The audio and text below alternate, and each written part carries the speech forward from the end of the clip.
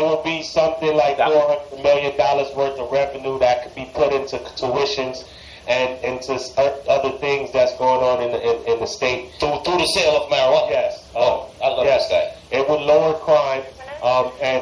Yes, it would lower crime, and we've talked plenty in the last few shows about the legalization of marijuana. Now that Ed, before you go too far with that, but this guy John is that's another one of his tactics to turn people to him. Not to shoot down the legalizing the marijuana thing, but the thing is you got to be careful because he's Asian, so he's going to store a lot of his votes and a lot of his empowerment towards the Asian community. Well, absolutely, and that's how it happens. And he probably got that good Cambodia. All my weed heads know what I'm talking about. The problem is when people are running for office, what we wind up doing ultimately later on is we vote for, and this goes from the president down to mayor and city council in different cities. This guy's going to be the lesser of the two evils, so I'm going to vote for him. And we wind up shooting ourselves in the foot by doing that.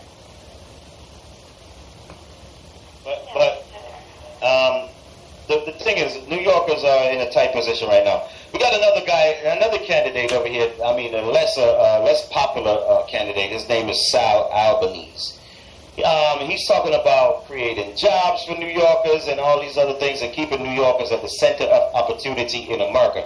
Problem with that is there's a lot of New Yorkers out of work over here. And to create jobs, it takes a whole lot of other things that people have to consider. You don't just get into the mayor's office and talk about you want to create jobs and all these things like that. You know what I mean? Like without looking at, you know what I mean? Like when you're looking at communities over here, racial disparity has a lot to do with the job system in New York right now. And then you have a lot more factors that you still have to throw in. Education. There's a lot of college graduates in New York floating around that can't get jobs because the competition is so high and things like that.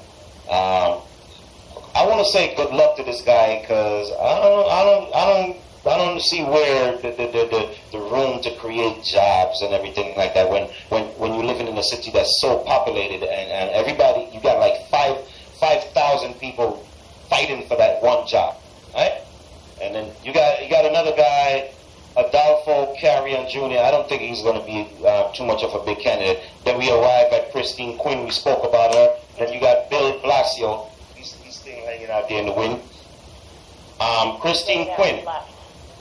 The reason why she's such a prominent candidate and like the one that sticks out more than everybody else right now after they getting rid of Wiener. I think the race is going to come down between Bill Thompson, and Christine Quinn. And maybe you could count Lou into that little bit of that final matchup and everything like that.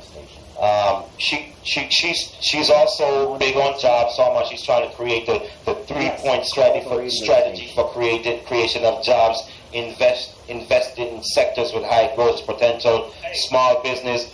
Let me tell you something about New York. You know what, brother? Small business is big in New York. It boils down to the middle class. She's in full repetition of restructuring the taxes and the middle class people. This is what the whole world is being affected by. All of these laws, all of these taxes, and all of these things is coming down and it's hurting the middle class, and they saying they want out of it. Yeah. The poor people, they not even mentioned. So it's middle class enough. And you know what, Merce?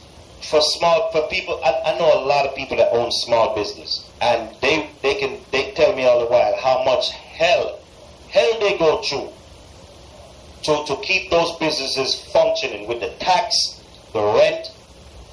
We need a mayor in there. I have not heard one of these people say they're going to approach rent control and do something about these horrible situations in New York for business owners and even for people that's renting. It's probably become a taboo subject for politicians to talk about. Right, they won't touch it. Just Right. like Barack was afraid to touch immigration until he needed that ace of pull. Right. So they keep stuff till they need to, you know what I mean? They can't play the whole card at the same time. But I've yet to hear, you know, Mayor Bloomberg been in this office. He got his election. He did his thing, his terms and everything. That he actually took another term with his money. He used his money and take another term, and things like that. 12 years we've endured this man, and this man is, you know what I mean? Like, I want to hear the man say something about rent control. I haven't heard the man say nothing about it. You know, Bloomberg. You know what I'm saying? Like I said, I never threw Bloomberg under the bus. Bloomberg did a lot of work with the city, except for his fight, raising rent and, you know, just turning the city into like a financial. That's it. Whole. Every bridge in New York right now. I mean, it's crazy. To go to Queens, $7.50. To come back from Queens, $7.50. Yeah. To cross the George Washington bridge, $13. But Bloomberg said from day one that this is a rich city, and that's what he wanted to become. He's fighting to get a rich city back. But the thing is this, people, New Yorkers, period. Bottom line is this: Bloomberg is out. His plans, a lot of things is like everybody talk about change right now. We need to focus down and figure out who is the one, who is the person that's going to be elected. Do people even care? I noticed that when a lot of things happen, people got to understand that these are the reasons why these things affect the community. Okay, you know, let's say for instance we said, you know what, Christine Quinn is the person to go with. How would you feel about that, Christine Quinn?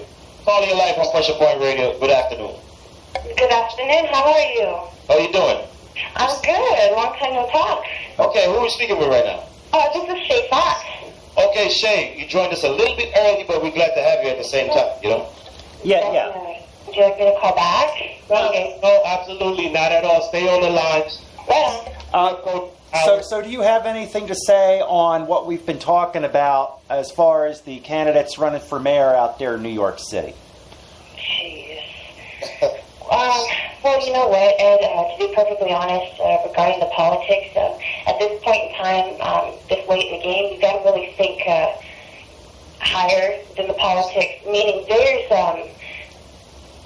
committing genocide right now, and they're terraforming the United States with the fracking and everything, and so it fits into the UN map. Do you understand what I'm saying? Okay. We can talk about that later. Okay. But, you know, this subject is very... hold on just a minute, Shay. Hold on just a minute. Regardless if they're Democrat or Republican, look at their track history. We're being led into the New World Order. Okay, we can talk... Yeah, let's not get too far off topic, Shay. Okay. Well, that is the topic, because the politics is just an ends to a means of how they're going about doing it. No, I mean that's totally cool. I like the way that's going, because we got to look at those parts of the picture too. Oh yeah, absolutely. It's not just the laws that they're twisting and like the stop and frisk and all the unconstitutional business that they're pushing. I mean, like they're literally poisoning people as we speak, and people are more concerned worrying about the twisted politics than what's real. After 3 weeks on the road